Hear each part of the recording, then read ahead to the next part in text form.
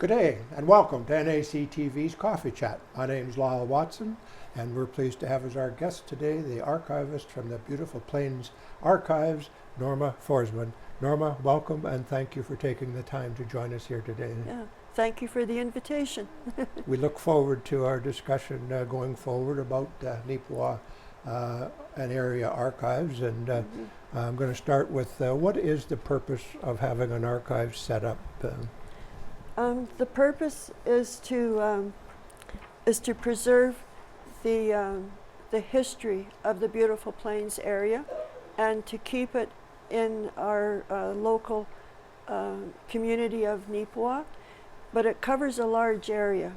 And what area does it cover then? So it simply covers the town of Nipawin, the RM of Rosedale, the RM of North Cypress Langford, and the RM of Glenella Lansdowne. Oh yes. So that's a huge area, but it keeps the historical information of the families, businesses, organizations, churches and schools right here locally, instead of at the Manitoba Archives in Winnipeg. It makes it handier for researchers and for people that would like to research close to home than in Winnipeg. And so it was organized in 2003, and we're located in the lower floor of the Beautiful Plains County Courthouse on Hamilton Street. And and that's where it's been ever since 2003. So the archives itself is relatively new in our community then? Yes, since it took a while to do all the paperwork, get to receive the incorporation, and to be kind of under the umbrella of the Manitoba Archives. So and we're also with the Association of Manitoba Archives, which is the offices in Winnipeg. So it took a lot of organizing. But eventually we were able to start asking for collections, and the process started, and it's really interesting to see how different people have contributed to tell us the history of the Beautiful Plains area. So your management format is just like a board of directors, is it? We started out with the original board of directors. Was co-chairs by Don McGilvery, Pat Trail, and Secretary Marge Goodwin, myself as treasurer, and then members at large, Judith Morris, Giselle Clements, Ivan Trail, Alan Drysdale, and Dudley Lee. So we had quite a large board, but today it's quite a bit smaller, and we are inviting other people that would like to join the board. But right now we have Marge Goodwin, Dennis Ranger, and Helen Drysdale, and myself. And so it's a small board right now. But so it's all volunteer? All volunteer. So if how do we get the word out to our viewers that if anybody's interested, is one point I'd like to make to the viewers is who would they contact you then? They could contact myself or the other board members that they would be interested in joining as a board member. And we are to have an annual general meeting, and I'm not too sure just when our next one is going to be scheduled, but that's when they would be officially welcomed to the board, would be at our AGM. Do you have regular meetings and throughout the year? I'm trying now that we're over COVID and getting reorganized again. It took a while for myself to call the meetings, but we had a meeting in January, and I'm hoping maybe every 2 to 3 months to continue with the board meetings, just to keep everyone in the loop as to what's happening, progress that's being made with the collections, and new items like fundraising, opening up the archives more for visitors, researchers. How often is it open to the visitors or to the public now then? See, right now, we have Friday mornings from 9 a.m. till 12 noon, but anyone that would like to come at another time, they just have to contact me at 204-841-0409, and I will make arrangements for you to come and visit and do your research, or ask me to do the research, because we want to make it accessible. We have all these records now, and it's still growing, and we would love people to come and visit and. So the records that you have now cover the history of Nipuan area to some point. Mm-hmm. Now, what about events and or family stories?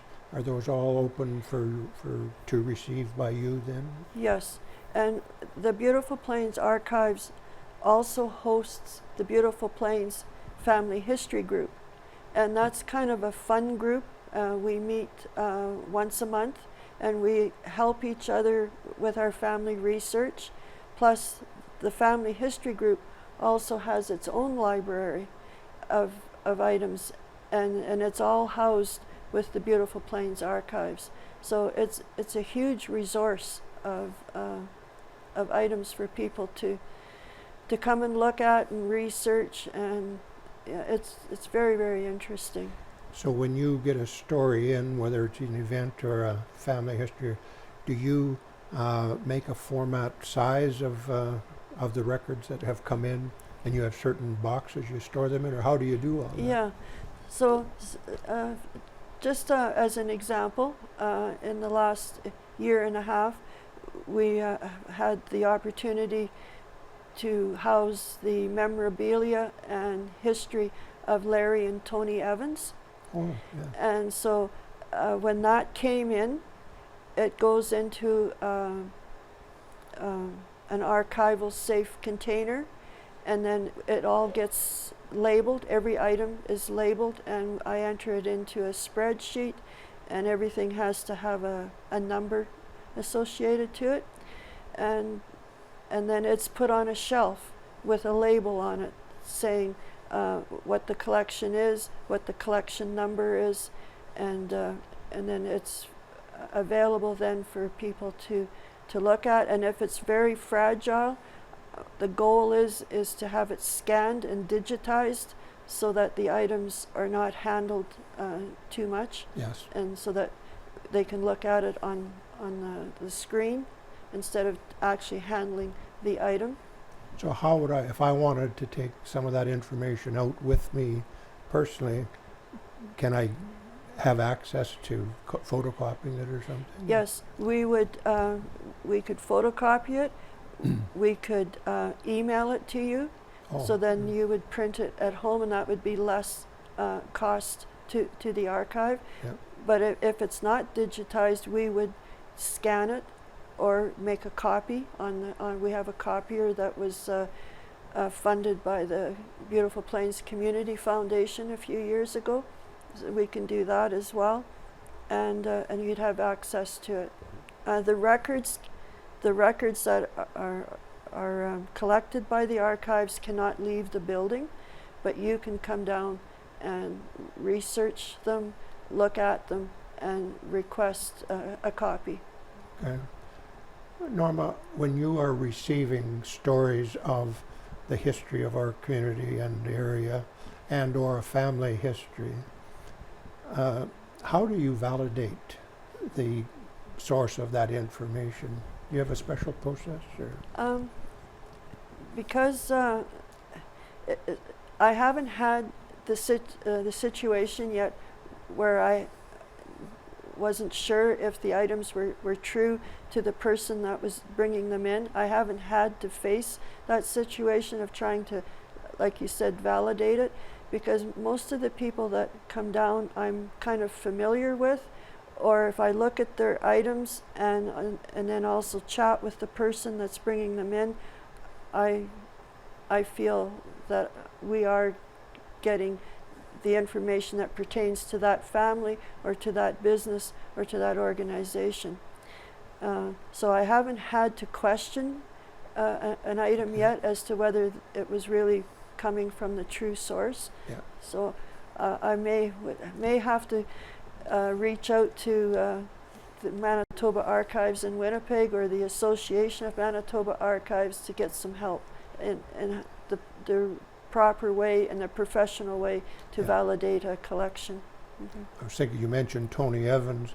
Now, I could tell you that Tony's birthday and my birthday fall on the same day. Well, And we used to exchange birthday greetings, but I don't have any way of validating that if I wanted to tell you that. yeah, and like we have lots of interesting collections. Like we're getting quite a few records now from the municipalities, like the town of Neepawa, the RM of Rosedale, the RM of Langford, before it went to North Cyprus, Langford, and that's like the assessment rolls, the tax collector rolls. The Neepawa Banner Press, Ken Waddell, he has now transferred all the hard copies of the Neepawa presses over to the archives, which is huge, plus negatives and photos. And so we're in the midst now of archiving them, putting them into protective covers, like for instance the negatives. We're trying to preserve them with this type of negative protectors, just so that they last longer, and then they're also cataloged. So that's a huge project. We are trying to get funding for a document book scanner to scan the newspapers, because some of them are so fragile they almost crumble in your hand. If you go back to the ones like 1896 to 1900, like they are so fragile. So our goal is, if we can receive funding for this equipment, we'll be able to scan them and digitize them, and they'll be searchable. And instead of people going to the Manitoba Archives in Winnipeg to search the Neepawa Press, we're hoping that we can offer that right here in Neepawa. We also have families that have donated, like for instance Joan McGilvery. She has donated her photo albums, which talk about the McGilvery family, but also their business in town, which is really interesting. We have a family from Kelwood, a Don Stewart. All of his collection has now come in, and that's telling us about Kelwood and the Stewart family. We have all the school registers, attendance registers that go back to the small school districts. That'd be interesting. Like for instance, like Mountain View School District. Let me see, some of the other school districts, their names have kind of left me, but like there's so many. There's Spring Hill, Stony Creek. Stony Creek. We have those school registers that were transferred over from the Beautiful Plains School Division, and they're very, very interesting, the school registers. We have the IOOF records. When that group disbanded, all of that came over. Photos, minutes, programs that they did. Like it's been, so we are collecting the history. We have quite a bit of history on some of our churches in town, and because that's all part of telling the story. And it's changing. And it's changing, yeah. Talking about the service club, or Stony Creek Schools, brings to mind the service clubs. And as you know, a lot of them are concerned about their attendance and membership, and the Lions Club is one of them. Yeah. Do you have any information in your files at the archives about any of the service clubs in town? Are you aware? And would you suggest that we do get those in? Oh, for sure. Like we have quite an extensive history of the Neepawa Rotary Club and Inner Wheel. though some of that history has come through. And we would welcome any of the service clubs. Like, for instance, if the Lions Club, now that they are kind of disbanded their group here in Neepawa, I have talked to Mr. Borsa, and to say to him that if we would really appreciate the Lions Club records and history at the Beautiful Plains Archives when they're ready to hand it over. And so he's aware that we have a place right here in Neepawa that would store and preserve the history of the Lions Club. Like any of our service clubs, we would invite their records, Yeah. just to keep them here, and instead of in somebody's basement or Yeah, like, yeah. because it does tell a story about Neepawa. Like, what did the Lions Club do for Neepawa? Like, there's so many things that they fundraised for. Yes. Same with the Kinsman Club, Rotary Club, so many. They've all left a large footprint on our community. Haven't they? Yeah. And whenever they're ready, and even if they're still active, but they have older records that it's accumulating somewhere and they would like to put them somewhere, contact the archives, because we will definitely take them. Well, that's good to know. Mm-hmm. Now, in your collection of records and history of Neepawan area, do you have a fair amount of history going back prior to Neepawa being a town or a village? We will have some. We'll have mainly in photos. We have quite a large collection of photos. Before I became archivist, Alan Drysdale was the first archivist for Beautiful Plains Archives, and he was also associated with the Beautiful Plains Museum. Oh, yes. And I think they had a summer student, and what they did, they digitized the photos that were at the museum, and now a copy is with the Beautiful Plains Archives. So we do have a lot of the old photos that the museum has on display. We have them digitized, so people can ask for a photo, and we would email it to them or print it for them. There might be a small charge, but Mhm. yeah, so the photos, to answer your question, would be mainly in photos right now. Yes. We also have a huge collection of the community history books for the Beautiful Plains area, so they also will tell a story that's been recorded in those books. I talked about the school registers. We also have a wonderful collection of yearbooks for Neepawa Collegiate Institute Oh, do you? and Neepawa Area Collegiate Institute. We have a huge collection of the school yearbooks that can kind of tell you the history of the Yeah. schools. Yes. Yeah. I was just trying to think how else I could answer your question Well, about no, that, prior I think to you've answered Neepawa. it well. And Yeah. my next question would be, as you're aware, Norma, we've had quite a large change in our population over the last few years, and our schools are full, and we're hoping Yeah. to get another new one, and the new hospital. Do you take any of that information and happenings, like the new hospital, the change of population, do you take that into consideration? Do you put any of that away in an archive, or do you wait for someone to present it to you?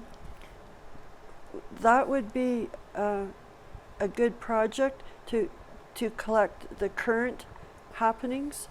But right now, the only way to research that from the archive would be we would be going online to the digital newspapers of the Neepawa Banner Press right now to get that information. But to say that I have a file at the archives for that right now, I don't. But You it would be something that to definitely work towards. Mhm. We're certainly making history. Yeah, we're making history, and it would be nice to have current history, but I don't at the moment, except for what's online through the Neepawa Banner Press. Yeah. Yeah. Mm-hmm. Something that just come to mind you when you were talking about the original board, and you mentioned Dudley Lee, and Dudley's still living out Yeah. in the Country Meadows care home and still quite active and playing cards. Mm-hmm. And I think he's over 100 years old now. Is that right? I Yeah. was wondering how old he might be. Yeah. And it's just amazing, what he did for our community, like along with a lot of other people. Mm-hmm. But he's still here, part of our history. Yeah, and also with the Beautiful Plains Family History Group, they have, with the help of Carol Bray, we have a real good collection of obituaries, the funeral card collections, which Carol is in charge of. So we have those in our library for people that want to maybe research family members. She has also personally gone out and transcribed headstones at some of our smaller cemeteries like Riding Mountain, Burnie, and she has done up just a fantastic binder of information of those cemeteries. So we have those on file. And the current project for the Family History Group right now is the Riverside Cemetery here in Neepawa, and it was started in 2006 under the guidance of Don McGilvery. Mm-hmm. And a group of us went up to the cemetery and we started transcribing all the headstones. And then a database was developed, a Microsoft Access database was developed, and that is now in charge with Murray Hart. Oh. And Carol Bray, and we have presently over 9,000 entries in this database, and it's only the rivers. 9,000. Yeah, and it's growing because we need to do more transcribing. But Carol Bray will go up to the cemetery when the weather is good, and she will transcribe new burials, and Murray will enter it into a database with photos of the headstones, and it's almost to the point now where we'll be able to tell people that we have this database, and if they wish for a printout, they'll get a printout of the database form plus the headstone, and yeah, it'll with the lot, block, and range is where it's located in the cemetery. And so that's a huge project, and so that's headed up by Murray Hart and Carol Bray. And Carol is really a hard worker for the Family History Group. And then on the archive side of things, I now have an excellent lady working with me as a volunteer, Val Usner. Oh, yeah. You might know her. Yes.